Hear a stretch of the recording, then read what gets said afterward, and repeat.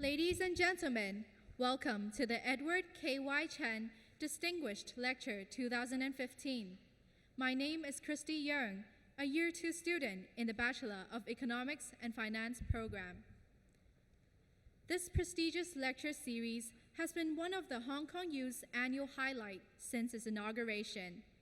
The lecture series was initiated by a group of former Hong Kong U students of Professor Chen from the early 1970s.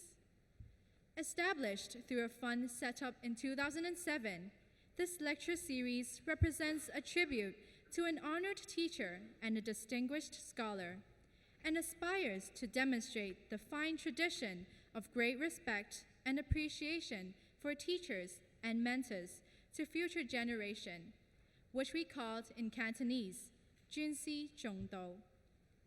We are delighted to have 4 influential economic and financial leaders and scholars with us this evening to share their valuable insights into the topic of Chinese state-owned enterprises meet the new normal and Internet Plus economy. Before the lecture commences, may I first invite President and Vice Chancellor Professor Peter Matheson to deliver his welcoming remarks. Professor Matheson, please.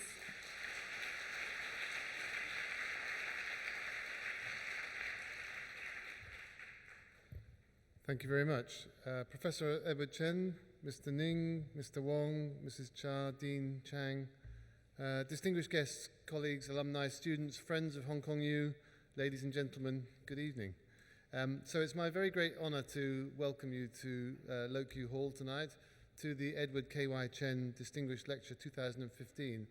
I remember the Edward K.Y. Chen Distinguished Lecture of 2014 as one of the highlights of 2014. It was a very entertaining evening and I thoroughly enjoyed it, and I'm sure tonight's going to be exactly the same. A warm welcome especially to our keynote speaker, Mr. Frank Ning. Mainland China has now entered a brand new stage of economic development, and Mr. Ning's lecture is going to examine the complexities associated with this moment of change and the challenges and opportunities that may be in store. Every year, the economic or financial issues explored at this lecture are timely, often delving into complex issues, asking difficult questions, perhaps even triggering rigorous debate. This university is a place where different ideas, theories, beliefs and perspectives can be freely and safely discussed, challenged and embraced, disputed or defended. We believe this is the best way to both teach and learn, to create knowledge and to move society forward, especially a society like Hong Kong that is so interconnected with both mainland China and the rest of the world. So once again, thank you for joining us at this distinguished lecture. Fred Ma, who tends to know about these things, tells me that Mr. Ning is the first head of a mainland China state-owned enterprise to be invited to speak certainly at Hong Kong U and possibly even in Hong Kong. So it's a rare privilege. We're very honoured to have Mr. Ning, and we're all very much looking forward to hearing his insights. Thank you very much for coming.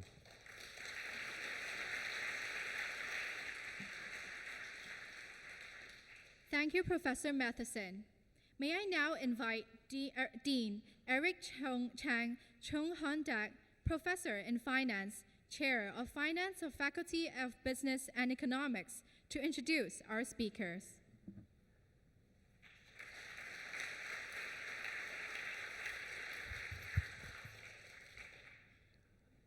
Professor Matheson, Professor Chen, Mr. Ning, distinguished panel members and guests, alumni students, ladies and gentlemen. This distinguished lecture series began in 2007. As far as I can remember, the topics have always been timely, relevant, and of vast interest. There's no exception tonight. Right after we know the details about the government's grand plan in the next 5 years, here we are. We have this wonderful gathering to see what the Chinese state-owned enterprises could do to face challenges that the new normal and the Internet Plus economy bring. We are privileged to have 4 prominent economic and financial leader to be with us today. The honor is all ours to have invited Mr. Frank Ning to be our keynote speaker. Mr. Ning is the chairman of COFCO Corporation, Zhongliang Jituan, and the Menu Dairy. As a leading global supplier of agricultural products, diversified foodstuff and service, COFCO serves not only the Chinese people, but also provide grain and oil products to 1/4 of the world's population. Mr. Ning is also the co-chair of the APEC Business Advisory Council and the executive director of International Chamber of Commerce.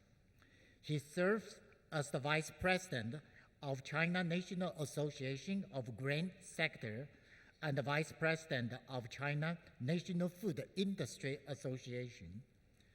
Mr. Ning is a renowned award-winning business leader. He was named Economic Figure of the Year by CCTV for 3 times and the Asia Business Leader by CNBC in 2009. He was elected as one of the 25 most influential business leaders for 10 consecutive years and received the Asian Corporate Director recognition in 2012. Mr. Ning's keynote speech will be followed by a panel discussion with the honorable presence of Mr. Peter Wang and Mrs. Laura Cha. Mr. Cha is the chairman of the Financial Service Development Council and a member of the Hong Kong SAR Government Executive Council. She is the first and today the only person outside mainland China to join the central government at the vice ministerial rank when she was appointed vice chairman of the China Securities Regulatory Commission in 2001. Mr. Peter Wang, Deputy Chairman and Chief Executive of the Hong Kong and Shanghai Banking Corporation Limited, and the bank's Group Managing Director, will add on his valuable insight to the panel discussion. As a seasoned banker, Mr. Wang also served in a number of influential government and regulatory bodies, as well as industry associations, including the Economic Development Commission and the Hong Kong Monetary Authorities, among many others. Last but not least, we are very pleased to have my colleague, renowned economist Professor Richard Wang, to be the moderator of the panel discussion.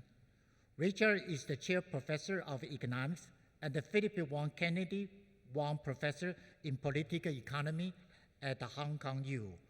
In addition to being an esteemed scholar and a top-selling author, Richard is also famous for his all-round contribution to education, housing, industry, and technology development in Hong Kong.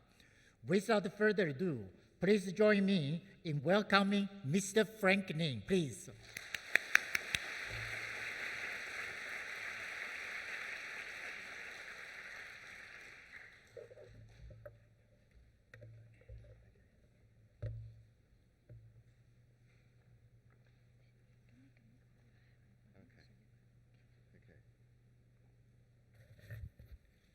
Thank you, Dean, for the introduction. Dear Professor Chen and ladies and gentlemen, good evening. I was asked by Fred Ma to come here. Fred sitting on our board at COFCO in Beijing, representing the national interest of shares in their company. So he is my boss, theoretically at least. So I do what he asked me to do. So I didn't realize there are so many people today, but I was told it's a small gathering with Hong Kong U faculty members. So I said, what are you going to talk about? He said, you talk about anything you want to share. But when I communicate with the Hong Kong University faculty or office things, they ask me to talk about SOE. And I suddenly realized state-owned enterprise is such a popular or unpopular name you can't avoid for any speeches. You have to deal with that. So, sorry, I pushed the wrong button, but anyway. But I think I would follow the request of the office to starting from SOE, how SOE will evolving and in the past, in the future, how this will, from that angle, how you look at the Chinese economy, what kind of rules SOE playing in that part of the economy. And in the meantime, SOE reform and SOE are facing challenges like new normal or internet, they call internet plus economy. So I was told recently, a few minutes ago, I'm the first SOE managers or come to speak here. I definitely knew there are many SOE management people are better spoken than me. Why they not coming? Because they don't have time. I have time. So, but I knew this is a hall for examination, I was told. So tonight is the exam, not for me, but for you guys. Okay, let's, I will go, I got only about 40 minutes. I will go very quickly. I think there are a lot of misunderstanding on SOE.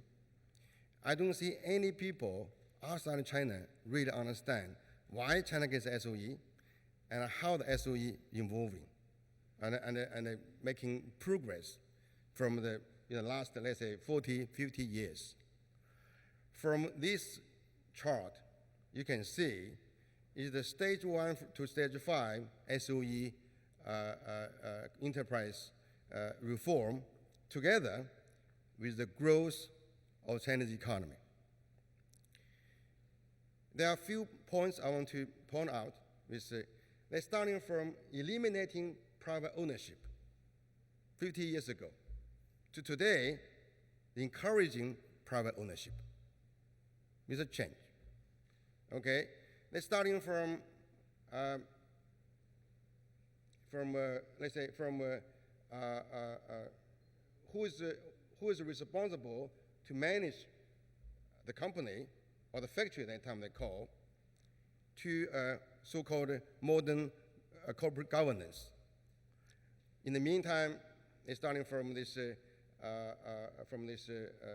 growth from this very low level of GDP growth to become one of the world leader in the size and the growth of the economy. There are many detailed changes exploring and the whole progress of the SOE in the economy. And SOE is important because the percentage they contribute to the economy. And you can see the GDP, the sort of size of the assets. And in the meantime, today, in China, you almost every major, like telecom, power generation, utility, railway, oil, aviation, mining, different kind of things. Again, SOE are still the major player in the economy. So, like it or not, this is a reality. This is the past, it's the present. In the future, we don't know, but we may want to reform, we may want to change it, but today, look at the percentage. It's SOE still the major player. There are many other companies, of course. There are many private companies, but SOE still playing a major role. So I think in theory, for whatever the theory you believe, you should study this. You should realize this. You should understand why it's still happening. And the economy in the past, let's say 30 years in China, people say it's a miracle. But part of the miracle is SOE.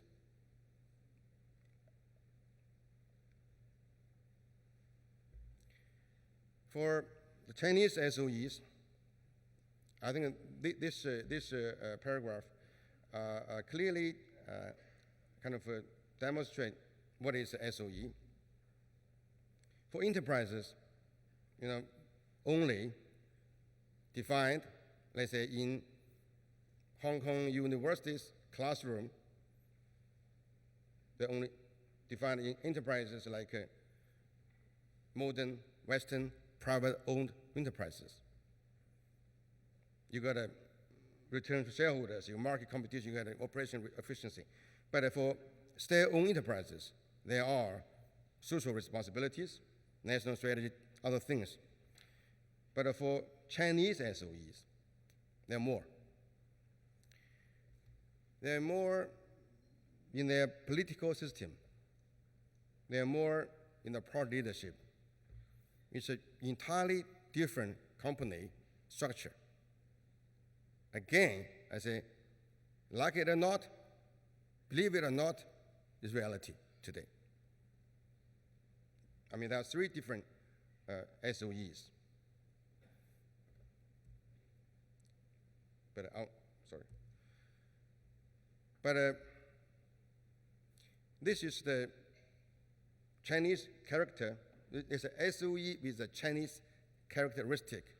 This SOE, as I said earlier, has been making progress, reforming itself, and changing itself to a modern, so-called market economy-oriented enterprise.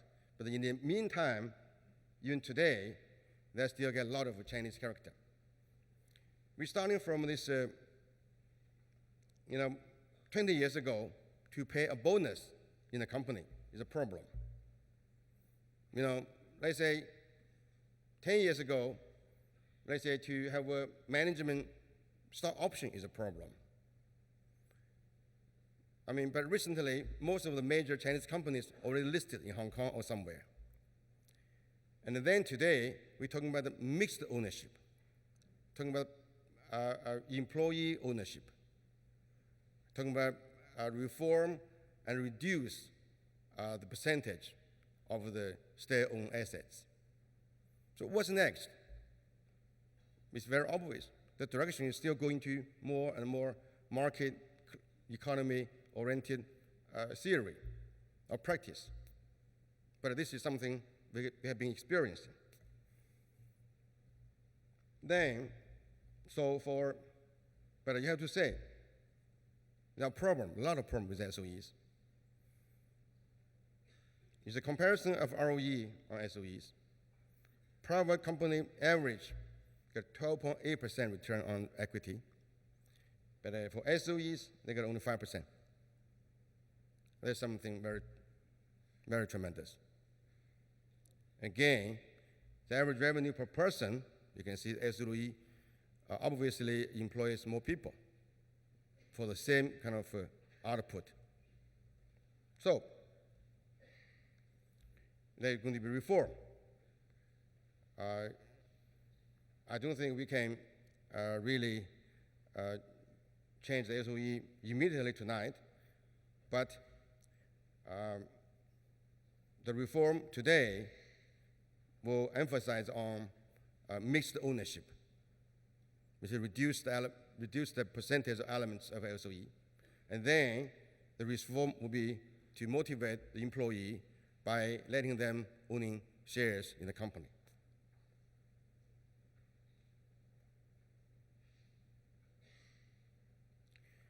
This called strengthening and improve parties' leadership in SOE.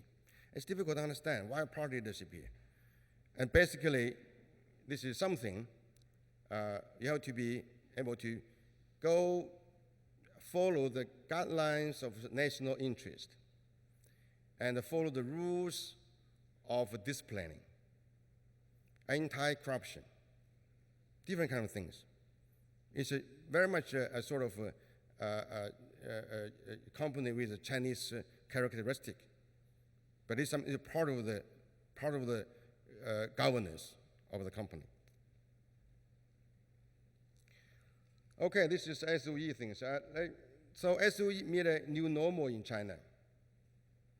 I mean, I don't want to spend too much time. New normal, they call 三期叠加, 3 intervening issues. I mean, so deal with the slowdown economic growth and structural adjustment, and also absorb the previous stimulus policy. So now the economy slowed down. You look at the numbers, GDP growth slowed down, particularly investment slowed down. The investment part of the economy getting much less than a few years ago. Export slowed down and a high debt ratio. Export, you can see, is flat and even negative growth. For debt ratio, the government getting more and more debt or less and less leverage power to stimulate the economy. So the previous so-called growth by, let's say, building more, investing more, and exporting more, and the labor cost low, and pollution, other things today, I mean, you can't use that anymore. So now you have to have a new normal, have a new way or mentality or new policy to lead the economy. Labor cost much higher. Water, let's say, I mean, different kind of things.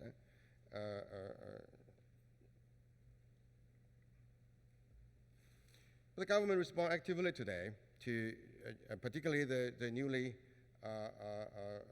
closed meeting in Beijing. I think they're actively looking for ways to deal with the problem. Look at the physical policy, the financial policy, and the SOE reform, even trade, try to promote trade by signing FTA, other things, free trade zone, different kind of things. But in the meantime, and a new Belt and One Belt and One Road initiative, everything put all together. So it's starting working to respond to the new normal of the economy.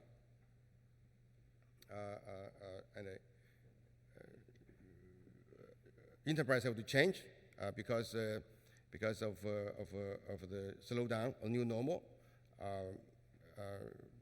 Because the COFCO is a company in food and agricultural business, so you can look at this. The feed consumption is declining, and a little bit, not too much, but it's become flat. Again, another thing is overcapacity. So is on soybean crunching is example. Is because Mr. Richard Elman is here. I mean, we do together in soybean crunching in China. You can look at the capacity now running at less than half of the capacity being used. It's only for soybean crunching business. So, but there are opportunities. Still, urbanization still grow. You can look at this urbanization rate, still low, 54%. In the meantime, the per capita consumption, there's still a bigger gap. And again, you look at one of the booming business today in China is imported food. You look at the growth for imported food, for either for meat, for wine, for different kind of things, it's growing fast in the Chinese market. So, talking about COFCO, from there, talking about COFCO, COFCO is a company, is a monopoly in the past. It's their own, starting on the very first year of the Chinese new government established. And it went through a few stages from monopoly to a market player. then to the so-called fully integrated value chain business. Now, COFCO is very much the frontier of the reform by the state, the company itself, and to transform the company into a global and a commercially focused and competitively kind of built company.